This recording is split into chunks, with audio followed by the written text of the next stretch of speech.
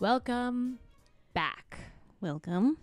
This is week 2 of our best of 2022 reads. And this was Lexi's book. I guess to backtrack, this is Ayesha, one half of this podcast. This is Lexi, the other half of this podcast. And welcome back to Sisters Reading Romance. I don't know if I would call this a romance, to be honest, this book, but there's romance in it. Talk about it. So this week, we did Lexi's pick, because last week we did Book Lovers, which is my pick. This week, we did Wolfsong by TJ Klune, who I've actually never read any of his books. Also, this is the first, like, quote-unquote romance that I've read written by a guy. I've obviously read authors that are men, but I haven't read a romance. Yeah, he's a queer author. But have you read any of his other books? No, because he like a huge chunk of his books are like YA, middle grade. So that's shocking because this book is, because I think this is like it was one of his first series that were not YA. Interesting, because this book is definitely it's adult. not like for sure adult. But yeah, he has a huge amount of YA books. I've heard like really good things about his other books, and this is like the only So you haven't read any of his other books? No. Oh. I literally. How did you stumble upon How did this? I find this? It was Bookstagram. It would come up every once in a while. It would be like people never are heard like of this book before. People are like Wolfsong is amazing, and the whole series people were like raving about. In particular, Ravensong people love. That's the second book. That's the second book. It's Gordo's book. Okay. But I would see it every often, and then like when I would look at lists of like paranormal romance, it would always pop up. Really? And I was just like, you know what? I'll give it a chance. And I took it up from the library, and this book fucking wrecked me. So I had never heard about this book until you told me about it, and I didn't realize the author was a male until I read the bio at the back of the book. Like, I honestly didn't do any research in this book. You said, yeah, this is the book that I picked. I took it up from the library. And I'd heard of TJ Klune because his other big book was like The House on the Sea or something like that. The one with the like cliff. Yeah. And so I'd seen that book at like Costco. That I'd seen quite a few times at like on like the like off like bookstore pick shelf, like staff pick shelves at like bookstores or like Indigo. But I've never heard of this book, and I've never done any research on this author, so I didn't even realize it was a male until I read the bio at the back. And then I texted you being like, this is a dude. And you're like, yeah. And I was like, I did not clue into that. So the library has it categorized as fantasy, which is, I think paranormal and fantasy are different, but I get there's I don't know. library, I think you could use one for like the other. A lot of overlap between urban fantasy, and paranormal, because urban fantasy uses a lot of paranormal aspects and paranormal use a lot of urban fantasy aspects. But obviously the lores are always very different. Yes. But like I see a lot of overlap between urban fantasy and paranormal. I feel like the reason that you would label this as fantasy is if you didn't actually know the difference. Like if you were a sci-fi reader or a non-fiction reader and you had to categorize this book, you'd be like, oh, this is like fantasy. When it's definitely like, I would put this very squarely into the paranormal category rather than but into like fantasy. A lot of people who don't read fantasy or paranormal would have like a lot of people people who don't read like paranormal normally, and like, but paranormal is like a very big romance thing.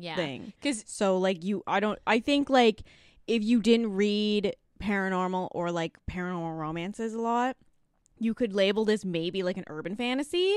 Yeah, I could see that. But this is definitely paranormal. But like also the library doesn't have an urban fantasy section. I don't even think I don't think you can list paranormal. I've never, maybe just the Surrey library doesn't, but because I wasn't sure what to expect because I didn't read anything about this book. And the back of the book does not tell you anything. Okay, here, I'll read it. I'll read the back of the book and then we'll do tropes.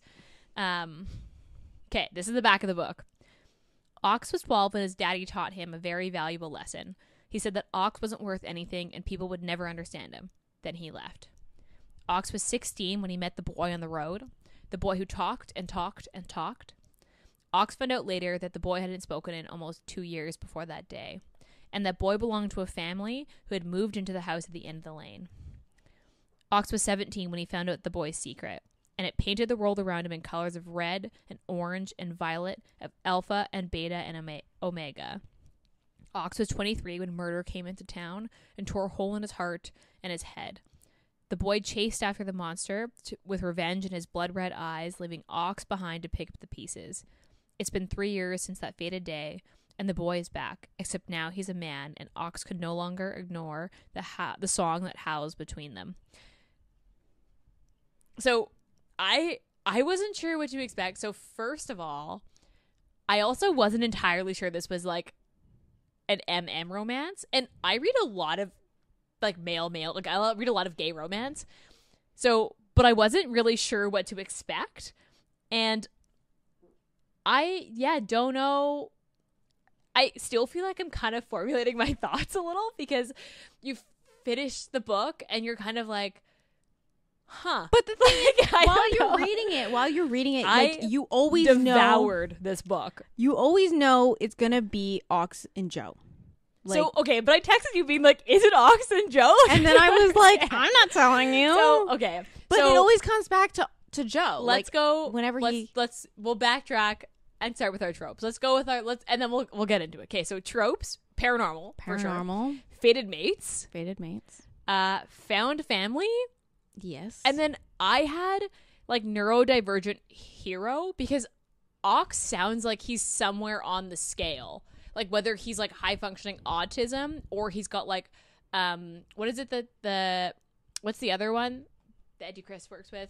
Asperger's? Yeah, like that was kind of what I got. I didn't read him. Or his childhood trauma goes so deep. I read it as like super fucked him up. Childhood trauma, and he was just like really quiet. Because like I got more of it's a sense also that he like, was like, what did you say, Asperger's is what it's called? Yeah. That's what I got out of it. Like the I first didn't read him. The first couple chapters, that's how I read it. I haven't done much I thought he was just book. really quiet, and then it's like a small town, so obviously like resources are very small. And so, I like, find that in small towns, like it obviously neither of us have lived in a small town, but like they kind of label you as this is who you are, and then they never change. And then view. like I felt like Ox kind of like he just never did anything as a kid to change that until he started really like hanging out with the Bennetts. Because I felt that like because he was smart, and he like, and you see that throughout the book. You do kind of like, and he's like an unreliable narrator. I think you could label Ox as, because I don't know. It's one of those things where you could say that he's unreliable, or he's so reliable because he only reads the situation as what it looks like. So yes and no, in the sense that like an unreliable narrator. I think because of how he, in particular, how he views himself, because he's always like, because as you see with like Elizabeth and how Elizabeth and Mark look at him in particular throughout, and they always see him as, and like even Thomas saw something bigger than, and Gordo even saw something bigger than he is.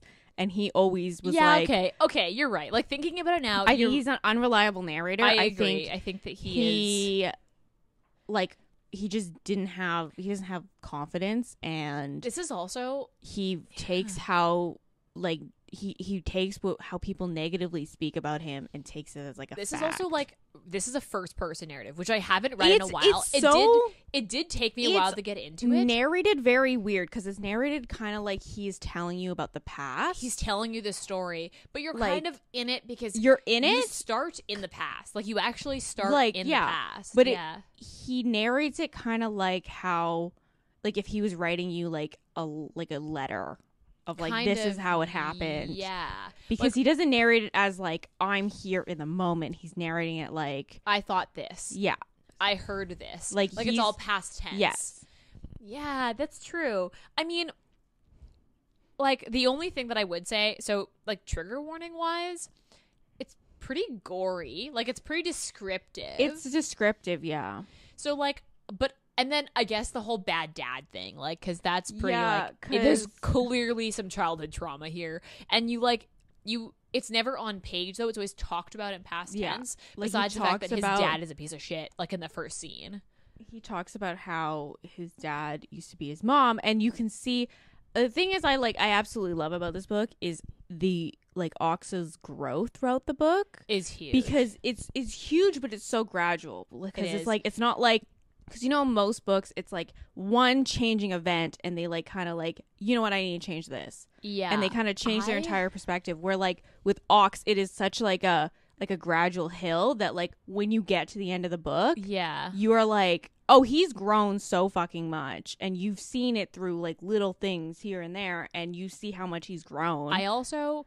I typically, we've talked about this. I'm not a fan of like flashbacks when you see someone This as a is not teenager flashback. or as a child. You started out as. But this book this is book so well written. this Like it's book. like this is probably the best writing that I've read in a really long time. This book spans like 10 years.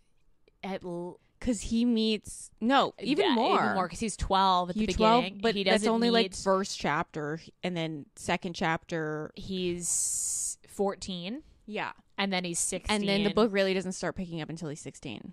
But this is like quite honestly one of the best written books like I've read in a really long time. Like this is like this is written so well. It's a real like it's really well good book. Yeah, it's a really and it's fucking like good book. even if you weren't a paranormal fan, like the writing is so good. It does mainly explain like the like paranormal aspect because obviously Yes. Ox goes into it like not knowing absolutely anything. Anything. He's like a fucking like 18-year-old when he Was it- 6 No. to 18, yeah, you're 18 right. When he like finds out the secret. yeah. Yeah, and I mean, like, because, yeah, this is single POV, so you only ever hear from Ox the yeah, whole time. I can't wait wish, to I wish we heard from Joe. but Even if it was, like, every once in a while you got a Joe chapter. I can't wait to read the next books in the series to kind of see If it- Ox from other people's perspectives. Agreed. Because I love Gordo and Gordo's. I think it's going to be from Gordo's perspective. I agree. When you read reading the back of the book of that one, kind of like how this one, it says, like, Ox was, it Yeah, says Gordo. 'cause Like, I'm assuming it's coming from I Gordo's point of view. assumed that like it follows the Bennetts, which is the family. Like you're Yeah, gonna have although the majority- Bennetts haven't been the narrator. No, it follows the Bennetts, but like because like most of the Bennetts get a book, Yeah. but you don't. It's always 'Cause the other person. The third book isn't actually Kelly. It's Robbie. It's Robbie. Yeah, So it's not even a Bennett. it's not Bennett. Interesting. I didn't think of that. Like, and this book has really high rating. So it has It's really fucking. it's a good. 4.3 stars. And that's, I would say this is accurate. Like, I gave It's this really a 5 high, for and sure. it also has because it came out in 2016, so it has quite a bit of Yeah, it has 44,000 ratings. yeah. So, like, which is not quite as the many. funny thing is, I find that so high for a book Yeah. that's like not necessarily talked about as like obviously I've never heard of this book. Like, nowadays I've never heard of it. like nowadays books are talked about on like TikTok and Instagram, and there's like a big hype about them when they first come out, and then they all kind of die down. yeah. And like obviously the quality books are the ones that kind of last throughout the year and the ones that people continue to talk about. Yeah. But like I found it like I didn't realize how many people like read this book until I started It's- looking at Goodreads. Yeah, it's really highly rated. It's I was 'cause it's surprised that it had really good. 44,000 ratings because I had never heard of this book until you Well, told it me came that we out in should read it. 2016, and I think he has Which is like not that long ago. I think he has like a big. He also probably has like a really big following because I saw when I was like starting to like just kind of poke around like the fandom on like online, like people have been getting like the pack tattoo. Oh, interesting. Yeah, I have never heard of this book, so that was interesting to me because I looked at the Goodread rating like literally like right before we recorded this, and I was like, this is significantly higher than I was anticipating because I honestly did no research beforehand. So the only thing that I would say is that this felt more like a paranormal book than it did a romance, where like most of the time it would be romance then paranormal. This is the other way around. This is a paranormal before it's a romance. Well, yeah, I think like there is a central love story and there is an HEA, but the book is about Ox, not about Ox and Joe. Yeah. But the thing is like Joe is mentioned everywhere in this book. Yes, it is definitely like, about Joe. He always like every page has like something that he thought about Joe. He talked to Joe, that kind of thing. The only thing that like so usually what happens is when you read a single POV and you're in one person's point of view, you're always like, oh, I wish they had more interaction. You know what I mean? Like you wish that the two main characters were in more scenes together because you're like, well, I want to know that person. I never once was like, this is too much Ox. Like never, I never thought that it was too much Ox. The only time that I wish there was more Joe was in the 3 years that he was away. And I was like, I wish Joe was here. But otherwise, like I never once was like, I wish Joe was around. Like I was quite happy to be just with Ox, which is because Ox weird is for such, me. He's like, I've never read a hero like him. A hero or main character like him. And that's like, and you feel like Ox is like, you're in it. You're in it. And like he is a beautiful character. I absolutely love Ox. And I mean, we haven't read the rest of the series. Maybe we should do the rest of the series for the pod. We could. I cannot wait to read Gordo's because I fucking love Gordo. But I mean, yeah, like this book is just so well written, and you instantly, like within the first 3 chapters, you're like there. Yeah. Like it doesn't take you long to be like in. I probably finished this book in less than a day. Like I devoured it. I had to take breaks because it was, you reach a point. I didn't cry. I definitely got choked up, but I didn't cry. Bawling my fucking eyes out, and it was the middle of the day, and I was like technically working, and I was like, what is happening? I was like, I shouldn't have read this in the middle of the day. Yeah. I regret my choices. And I'm like, to be honest, one of the only hang-ups I have with this book is the fact that I like, and this is also like we selected this book. I wouldn't consider this a romance. I would consider this kind of romance. What are you talking about? I mean, yes, but I wouldn't put this solely in the romance category. Like I would put this in the paranormal category before I'd put this in romance. But that was like book lovers. It's not really a romance. I mean, it is though. It's sold as a romance. This is probably sold as a paranormal. No, that's sold as, I'm pretty sure it's sold as a romance. I don't know. It wasn't in the romance section of the library. But the library like literally doesn't know how to label things. Like it also doesn't label Sarah J. Maas as in the romance section. So but I would consider this in the same category as the Sarah J. Maas books, where it's quite firmly a fantasy, but also like mostly a romance, but firmly a fantasy. This is firmly a paranormal, but also mostly a romance. Yeah. If that makes sense. Rather than it's firmly a romance.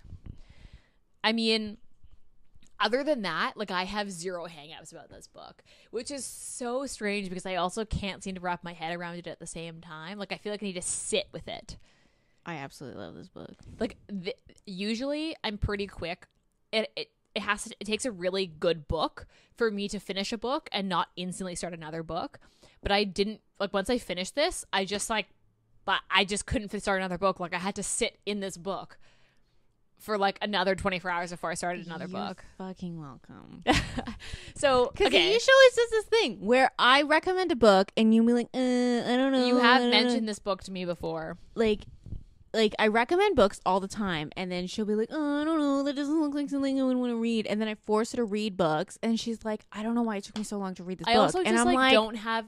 I have so much on my to be read list that it's so hard to just like go do you know off, how long it took me to get her to read a Mariana Zapata book? That actually did take me a really It long was time. like pulling fucking teeth. And then I devoured like half her catalog immediately after. Yeah. I mean, so just note, trust Lexi's recommendations, not Ayesha's. Yeah. So, I mean, the book. Okay, so the book's about Oxnard. Yeah, Oxnard and Joe, and Ox is like the way you would basically think of like classic trailer trash. Like his mom works at the diner. They like just make ends meet. His dad works at a auto shop, but is like the definition of deadbeat. Yeah. He like is He's pretty just sure drunk. his dad has beaten his mom, but isn't entirely sure. Yeah, his mom never he's never confirms it, asked his mom. but his mom never denies it either. Mm-hmm. And you start with him at 12, and his dad leaves. His Like dad's literally, leave- like the first scene is chapter. his dad is Leaving. like leaving. and He literally just told him, he's like, "You're dumb as an ox." I'm like, this. who fucking says that to their child? I mean, you'd be surprised, but yeah, it's not great. It's bad dad. did he to the max. only name his kid Oxnard so he could say he's dumb as an ox? I mean, that was my first thought, to be totally honest. And it's funny. So it starts with Ox. The first, like, I don't know. I wouldn't quite say quarter, but maybe the first, because you don't the first 50 pages are just ox are just Ox. because you You don't meet the Bennetts. you yet. don't meet Joe until his 16th birthday. Yeah, which And I he's think already is been- close to the 100th page. Like now that I'm, Because he was he talked a lot about, like, I still think Gordo's first line is like the best thing I've ever fucking read. We phones him and he's like, your dad's a fucking deadbeat. yeah, no, he phones him. He's like, "Hey Gordo, it's Ox," and he's like, "Oh, I was just thinking about you," and he's like, "Oh, really?" And he's like, "No, what the fuck do you want?" Yeah, I loved their relationship. I love Gordo. It was so fun. Okay, so like, Because he meets Joe, so he lives on like the end of like I think a it is dirt like the 50 road. page. It's like the And- 50 page mark when you meet Joe, and basically the way that it's described, it's like it's a dirt road. His house is like in the second middle. house. It's like in the middle of the road. And the end of the road, like the dead end, is another house, and that's where the Bennetts live. yeah, so his So entire he can life, see the Bennett's house from his Yeah. house. his entire life, this house has been empty. And then one night, he's like, literally, But his sometimes 16th. there's a car outside. Yeah, and but it that's doesn't stay Mark, for and he long. meets Mark Before that. when he was like 14. Yes, and then it takes them 2 years to get there Yeah, because they're about to come back, and then and then Joe gets kidnapped, which is Yeah. why it takes him so long to get back. So Ox is 16 and Joe is 10. So there's Yeah. it's a 6-year difference. And it's like a friends to lovers. Like he doesn't even see Joe as like anything sexual until he's like 17. Until Joe is 17. Yeah, Joe is 17, and like So It he's is literally- 23 yeah, he'd be 23. 23. because he leaves like right after. right after. And it's cute though. It is It's fucking cute. Joe is actually fucking adorable. Joe, I liked my problem with Joe is when, because he's obviously like a kid for majority of this. Yes. And like when he's obviously trying to be an adult, that was when I was like, Joe, shut the fuck up and let the adults let speak. the adults speak, because like he's making decisions, and I understand he's Supposed to be the alpha. He's supposed to be the alpha, and so like his decisions are like kind of like the law, but Yeah, or they're going to eventually be the law. yeah, and like when he decided to leave and he literally didn't tell Ox. The thing is that I think as a reader, you're also supposed to understand that it's the wrong decision. yeah, well, it was the fucking wrong decision. So, and not just because you're in Ox's point of view and he thinks it's the wrong decision, but you can clearly tell that as Ox reads the room, everybody thinks it's the wrong decision, but isn't quite going to say no to the new alpha.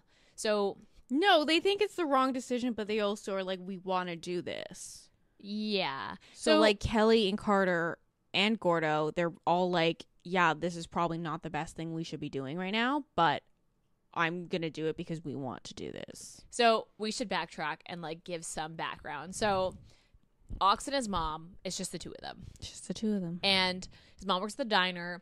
The Bennetts move in, and it's Elizabeth and Thomas, so the mom and dad, 3 boys, and then so Carter's And the then- oldest, who's the same age yeah. as Ox. Kelly's 2 years younger, and then Joe is 4 years younger than Kelly. Kelly, he's so 6 years. He's younger the than- youngest of the 4 of them. Yeah.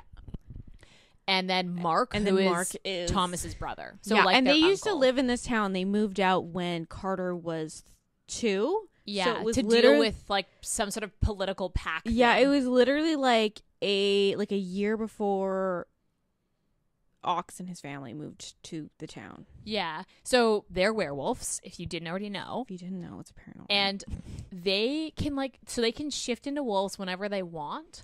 But the full moon pulls at them harder to make them try like shift those nights of the full moon. So it does the full complete like werewolf shift on the full moon. Yes, but not quite at the same time. They can sustain a half, like a in between. So they can be like human, but like they could be a humanoid form, like a biped yes. form. Yes, but they'd have like fangs and like claws, and there'd like, be hair spurting out. I pictured like Lupus in Harry Potter. Like that's what I pictured. No. He could totally like stand up, no, and he was totally a different shape. Okay, no, but like that's where it was like this It's weird. Also was like Lupin, but okay, when he was like human, he could stand up, but he had like a long nose. He had no, hair. I pictured kind of like, what is it, Werewolf in London? I haven't seen the movie, so I wouldn't know. Or like even what's or like the one in Underworld? Vampire Diaries, how they would have change. Or Teen Wolf. Okay, yeah, okay. That's Teen that Wolf. would say it's I pretty think accurate. Teen Wolf is more accurate on how I pictured it. Yeah, I would say it's pretty accurate. And basically, they're a pack, obviously, and they're actually like basically werewolf royalty. They're like the pack, the original. And Thomas is like the alpha of alphas. And you see why. Because Thomas is like probably one of my favorite characters. He's the best. I cried so hard when Thomas died. When his mom died, I was like, oh my God. I guess he was going. The tears start when his mom dies, but then when Thomas died, I was like. I honestly thought that Thomas was going to live. Like I was like sure that Thomas was going to live. Sorry if we spoil the book. So spoiler alert. Read this. Everyone fucking dies. So the story starts off with like Ox by himself, and then at 16 he meets Joe, and he finds out that Joe had been kidnapped by the bad wolf, basically, and was tortured for like 8 weeks before they found him, and came back just like a broken kid, like scared of everything, didn't speak for 2 years, and they tried to fix him, they tried everything, they couldn't get him to speak. They ended up being like, fuck it, we're going home. They go back to the small town. Joe smells Ox, literally like moving trucks outside their house. They're like first literal like they just got there day. Like hour. Yeah, and Ox is walking home. He had been working with from his shift with Gordo. Yeah, so he works at Gordo's auto shop. And actually, you learn that in Gordo's book, he changed the name of the auto shop because he purchased it when he was like really young. Because Gordo's 24 when you meet him. Yeah, he's young. So when Ox is 12, he's 24. He's like, yeah, he's 4. No, he's 12 years older. Yeah, he's 12 years older, and they have this weird like. They have like a brother relationship. At first, you're kind of like maybe it's a dad, but then it's definitely it definitely grows into a brother. I think until Thomas shows up, it's kind of like a dad. He was his father figure, his pseudo dad, or like older brother. But then once Thomas kind of steps into the father figure role, he becomes it's more like his brother. His brother, yeah. And you begin this like you basically see this pack of wolves take Ox into their like pack, basically. Yeah. Even though he's human and he doesn't know that they're wolves. He doesn't understand anything. Because he's like, oh, they're just really affectionate. They're just like always, really affectionate they're people. Like always touching him, like, and he's kind of just like he's kind of just goes with it. Like even with like Carter and Kelly, like Joe literally like hangs off. Oh my god, he calls Joe his little tornado, and he's like, first meeting, he's like, why do you smell like that? And why do you smell like candy canes and pine cones? And he's like, and he literally climbs up like Ox's over body. His back, and then flips up to be like hanging off of his neck. Yeah, and like. And Ox is supposed to be like Ox is a big kid. He's supposed to be like well over 6 foot. Yeah. By the time that he's like fully grown, so he's like 6 foot. He's And like at 16. he's probably like close to 6 foot or like just at 6. Yeah. Because like he's described as a really large kid. And basically this like family like takes him in, and because at first I was like not quite sure why Kelly and Carter were so touchy, and I get that they were territorial in the sense that they viewed Ox as belonging to Joe, and I guess like he belongs to our alpha. No, and that's why they didn't like Jesse. I viewed him as like he belongs to their family. Like I think like instantly when he walked into that house, they were like, "Oh, we're gonna keep this kid. This is ours. This is our kid now." Like because like instantly, because Elizabeth and Thomas are like because even so nice. Yeah, even like Mark instantly was drawn to Ox when he first met him in the diner. He like instantly was like, we're gonna be friends, we're gonna be close, and there's something special about you. And then he must have told Thomas about this kid. I guess so. And like basically, so he basically just like gets ingrained into this family. Eventually he finds out that they're werewolves because Joe has his first shift, and they're like, we kind of have to tell him now. Yeah, Joe was struggling with his first shift, so then, and the only way, like, because like Ox was his person, so like you like had to, nightmares, yeah, like the first shift, anytime like Joe was having like a hard time, he like Joe he would calm Ox, down for Ox, like would ground him. So they end up like, so he ends up being like enfolded into this like, oh fuck, they're wolves. And, it was and so he finds out at the same that time that scene, Gordo's a witch, and he's like, fuck, he's man, why didn't you tell me? No, I found that scene so funny when Gordo was trying to explain. He's like, I'm a witch. He's like, no, you're a wizard. He's like, no, I'm a witch. And he's like, you're a fucking witch. Why your tattoos, your arms are shining right now? And he's like, my arms don't shine, they glow. And he's like, they're shiny. It's such a good scene. Absolutely hilarious. And it's such a, so like this book, so like you basically then like he gets ingrained into this like family, and he also starts to like explore. So he has a girlfriend who obviously the family hates, because not the family hate. I don't think Carter and Kelly like really disliked her like Joe did. Like obviously Joe was like, he's mine and I know he's mine, but nobody explained what was happening to Ox. So like Carter and Kelly I think knew that. I think in particular Carter knew, like, no one explained this to Ox, and he's allowed to like do his thing so and explore and have his choices. And so they didn't like, obviously they weren't like buddy best friends, but they weren't cruel to her. Like Joe was like ignored her, and they were together for like at least I say a year. No, they got together like at least a year or 2 years. At least a year. Because when she went away to college, that was when he was like, I guess we should break up.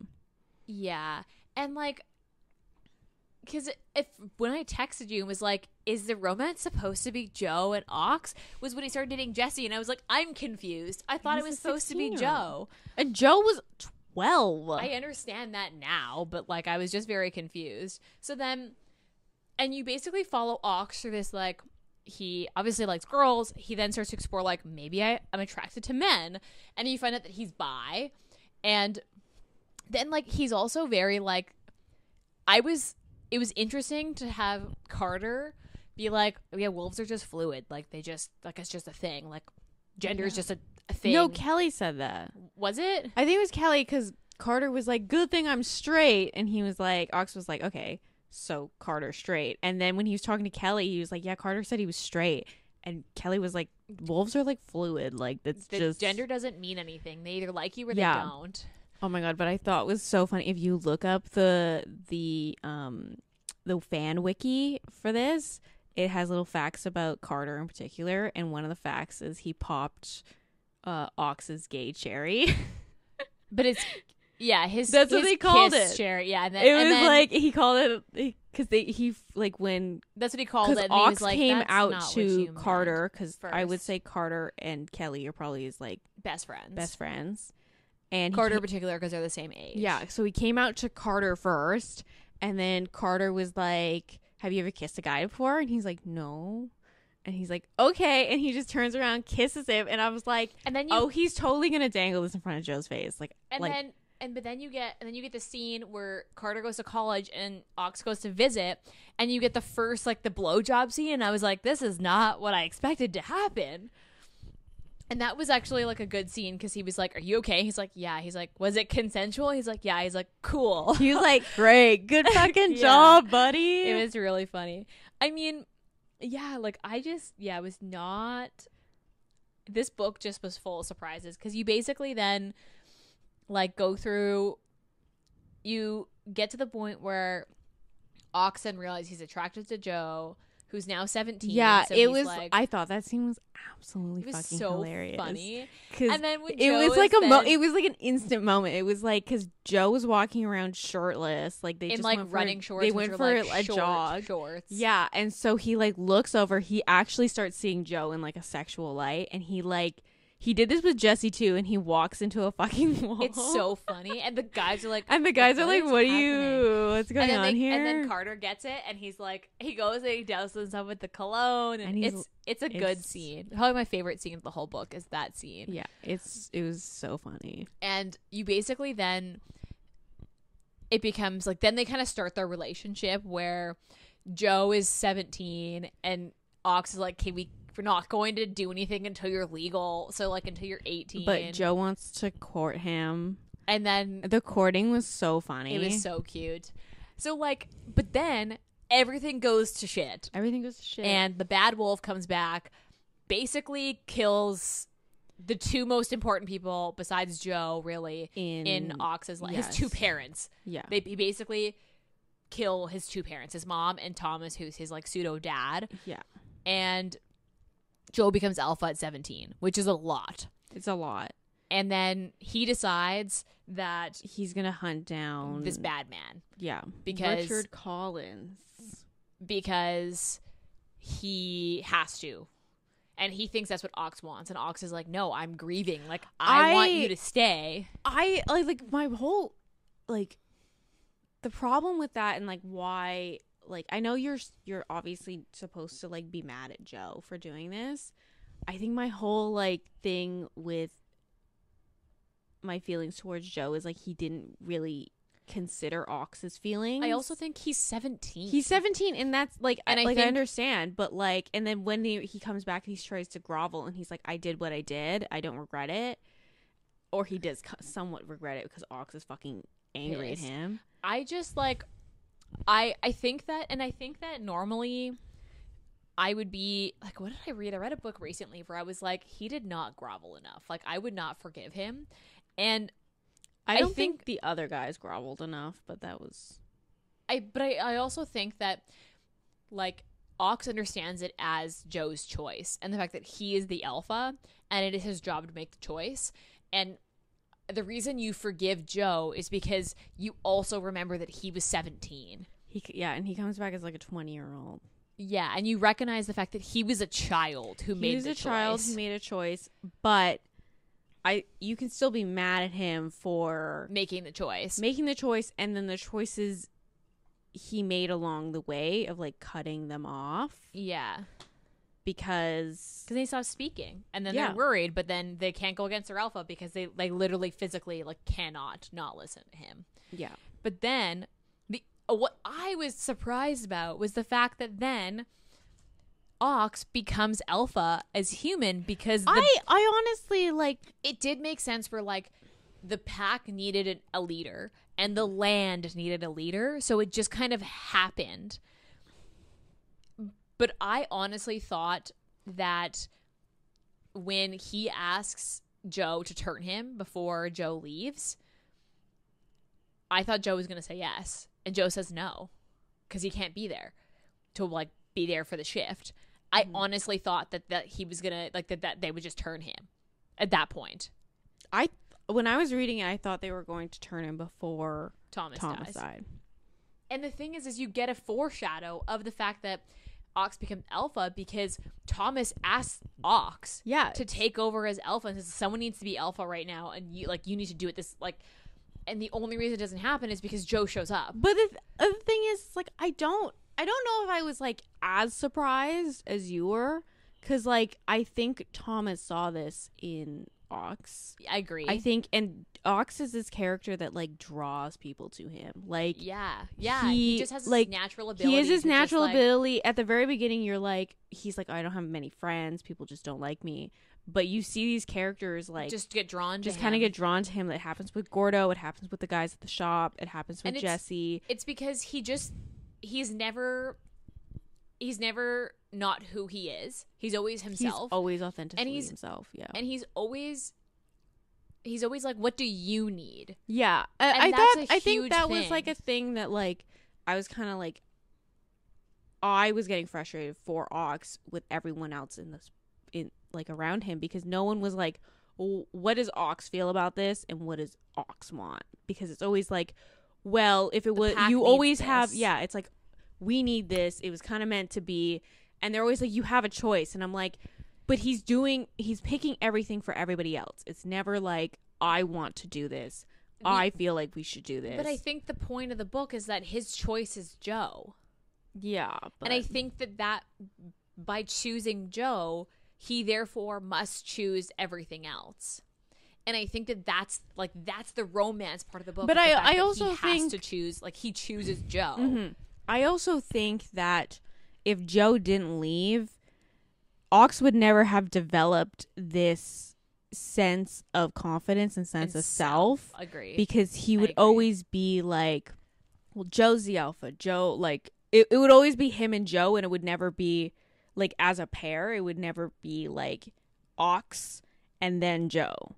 It would always be like them together, and he would always defer to Joe. He would Yeah. never necessarily, like, he wouldn't, you almost need Ox he needs needed to do he that needed that time without Joe to really to come learn. into who he is, and without Gordo, without without having- his and like Thomas, yeah. like without having the people that have guided him there, and his mom, like, he then had to just Because I think figure it out. Ox he's like, what's that quote in Harry Potter of like, the best leaders are the ones who don't want to lead, and that's Ox.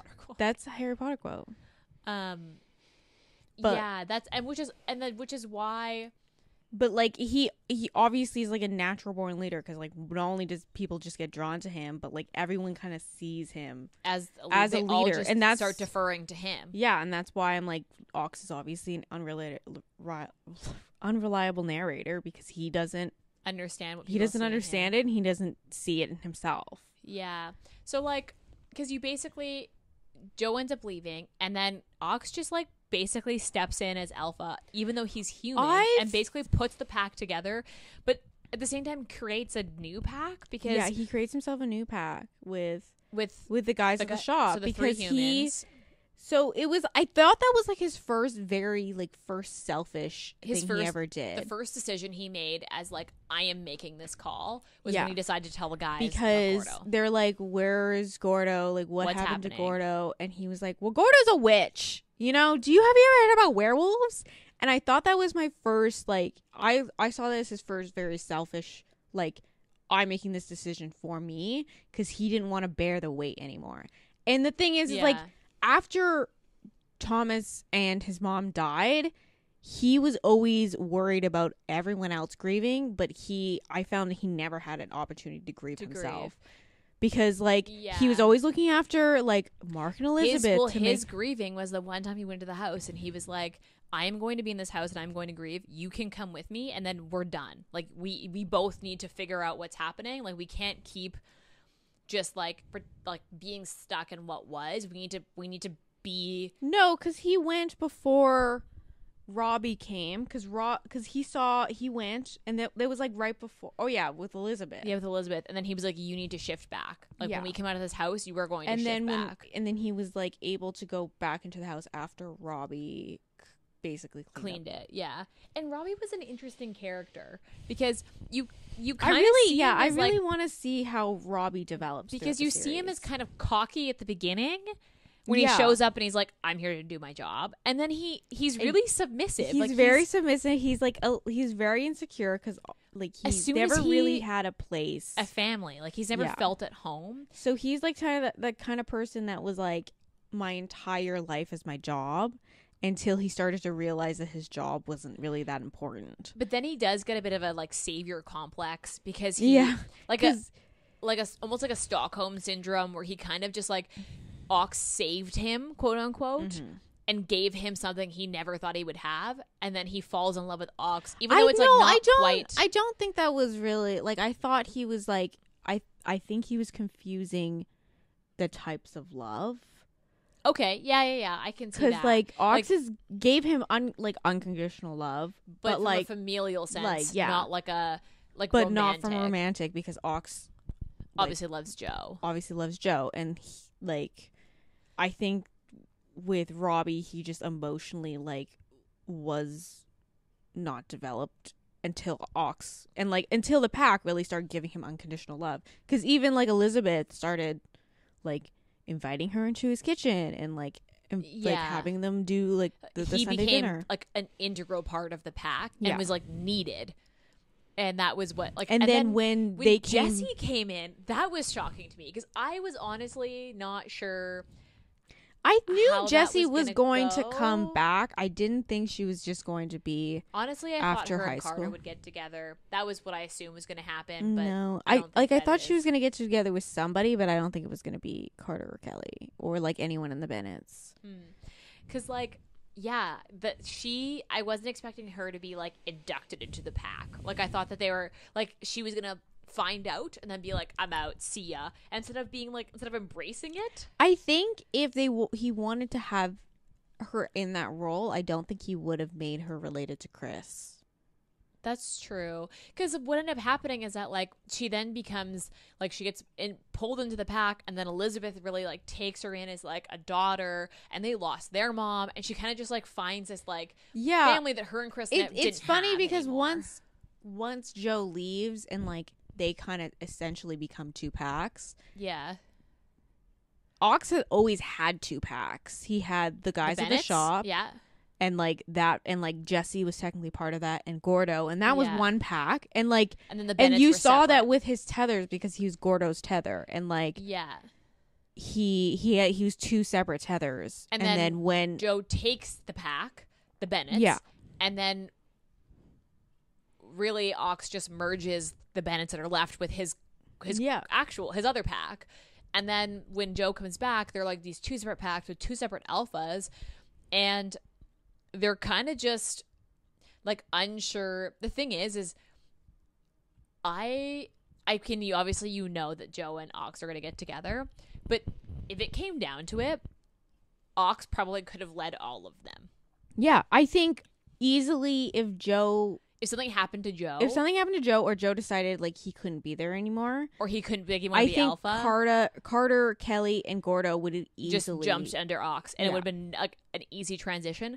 But I think the other way wouldn't have happened. And I also think that I think the guys at the shop obviously wouldn't have been part of it without Ox, and Robbie wouldn't have just jumped over. I think Robbie would have Ox is very clearly the tie that binds the two packs together, because they're all connected to Ox, which is interesting because he does not see himself also as the anything. thing is like I don't know if Elizabeth would have gotten back out of her grief with just Joe.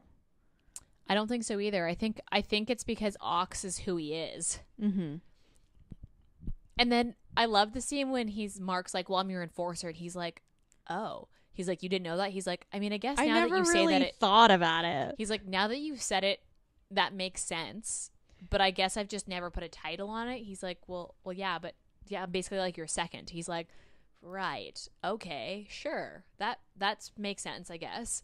And it's such a like interesting scene because Mark is like, no, this is my place in the pack, and Ox is still kind of figuring out, like he's always figuring out his place in the pack. Like this whole like the whole book is him figuring out his place within the world. And he doesn't actually find his place in the world until he becomes alpha.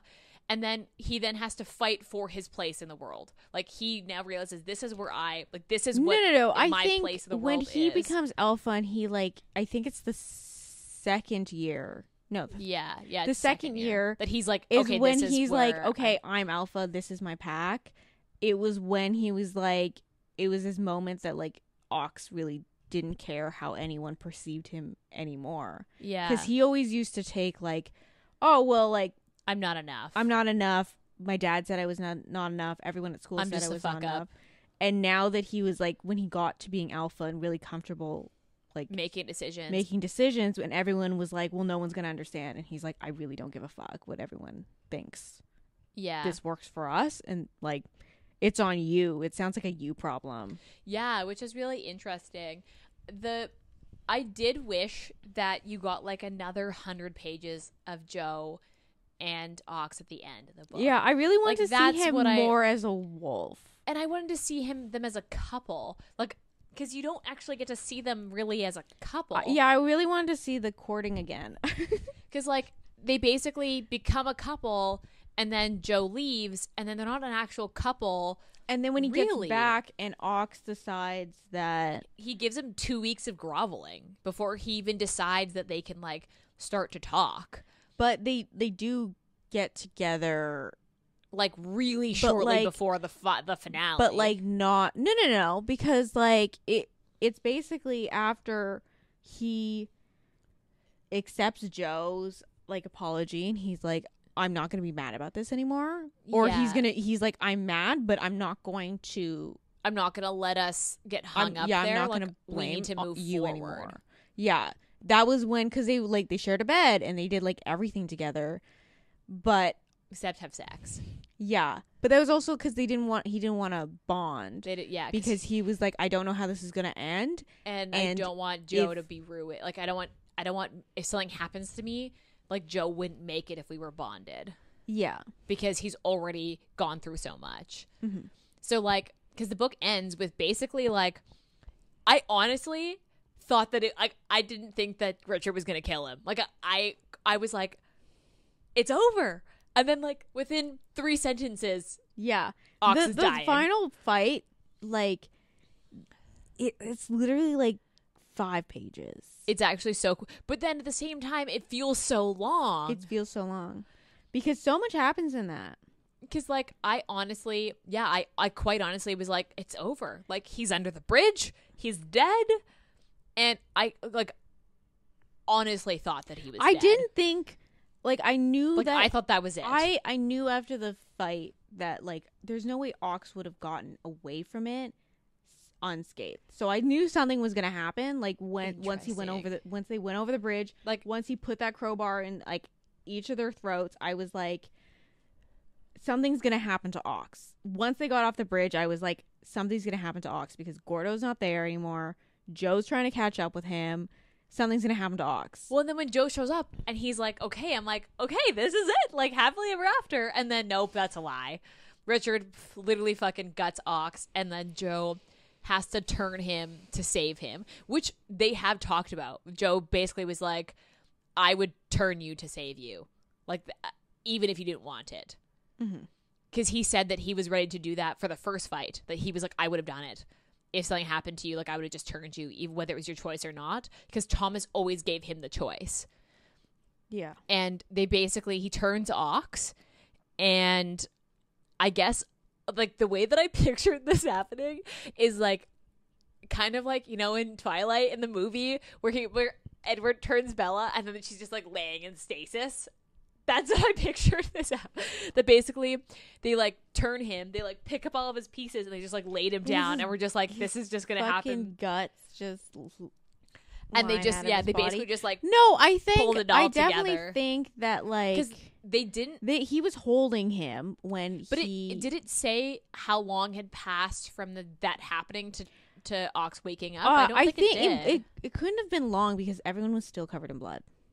Everyone was still covered in dirt. So maybe within, like, the so I think 24 it was, like, hours. within the night.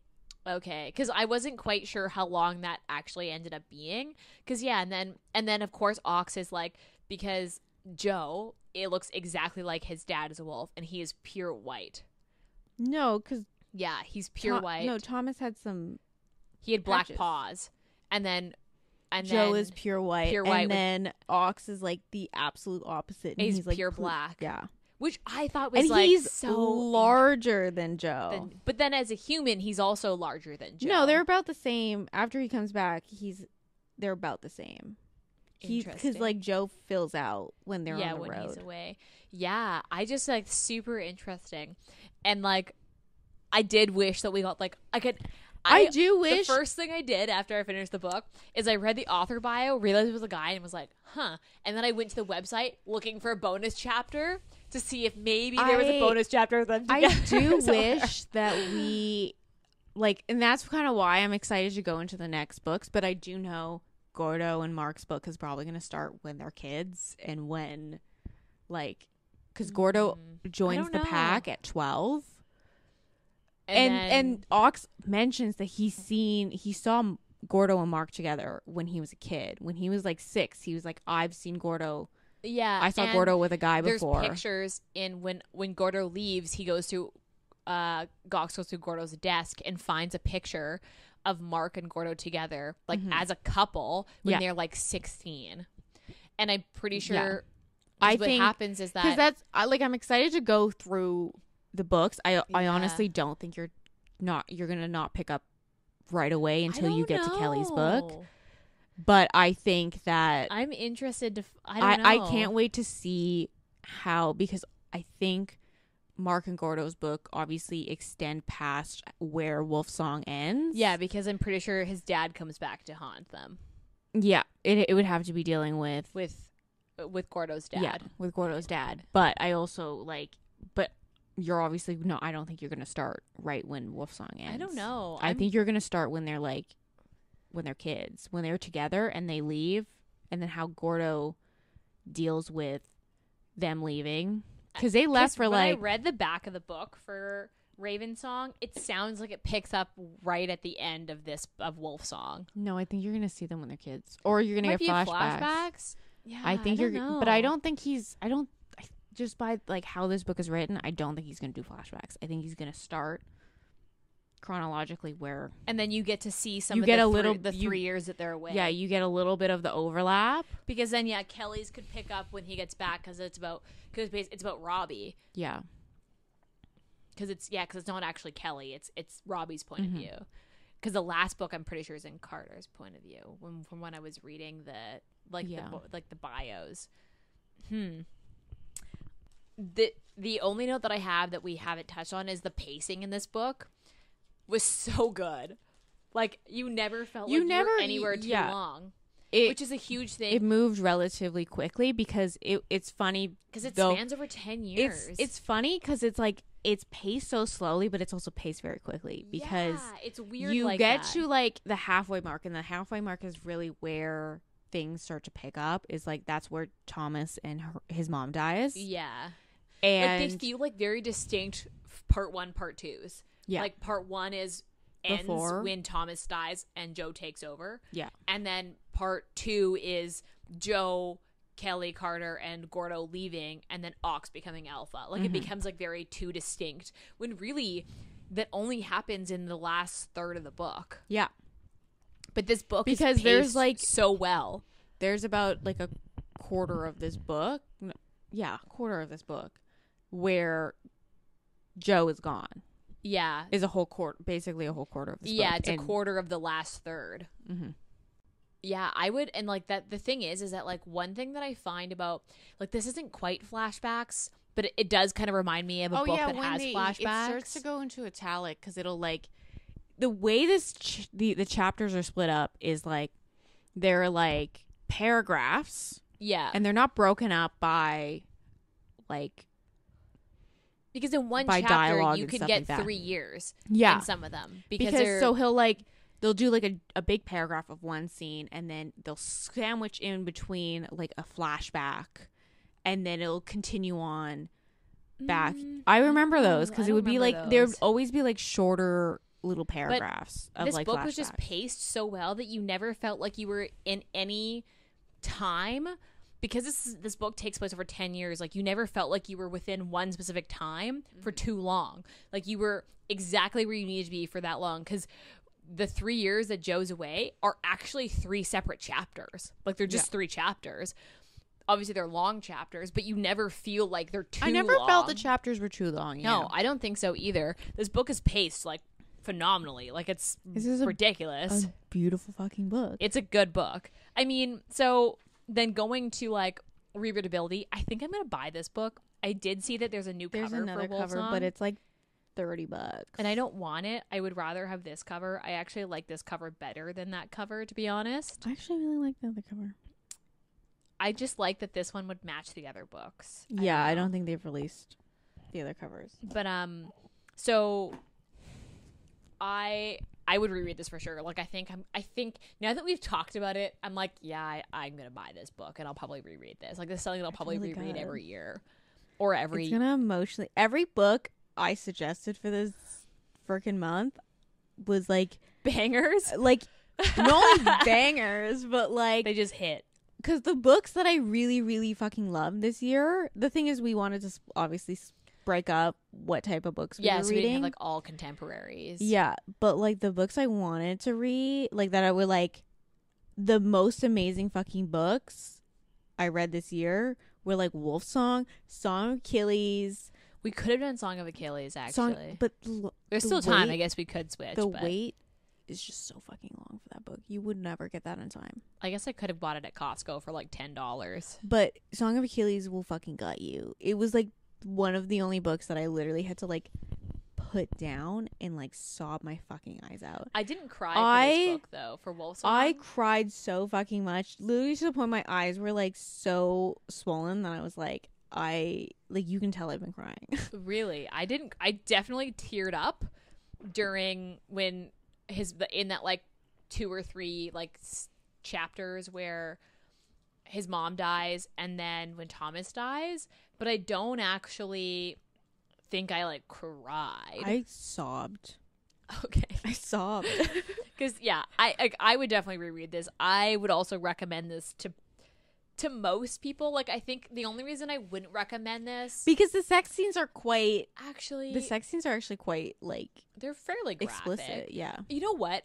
I still think that like so if I had a friend who specifically read nonfiction, probably wouldn't recommend this. Yeah.